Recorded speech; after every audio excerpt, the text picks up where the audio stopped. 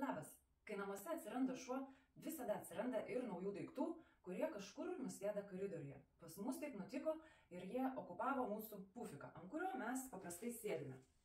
Ir taip, mane pradėjo trigerinti dėl to, kad kai nori atsisėsti, daiktus reikia pastumti, jam žinai trukdosi. Ir dar tas pufikas turi tokią funkciją, kad jis daiktus laiko. Ir kai reikia atidaryti, dažniausiai va taip, tada reikia viską kelti atgal ir tai irgi mane nervuoja. Tai dėl to gimė naujas produktas, kuris išsprendė mano problemą ir galbūt daugelio žmonių. Naujas daiktas yra kabykla, ant kurios aš galiu dabar susikabinti visus dorus daiktus.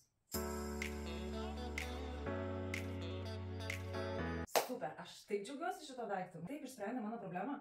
Tiesiog šitas stalčiukas gali būti netgi naudojamas papildymui. Arba čia bus toksai skirtukas, kur galima įdėti šuniukui skanukų. Kai grįžti namo, šuniukui duoti skanuką ir jie čia po ranka. Super! O šią kabyklą galite įsigyti Doro Bakar parduotuvėje online.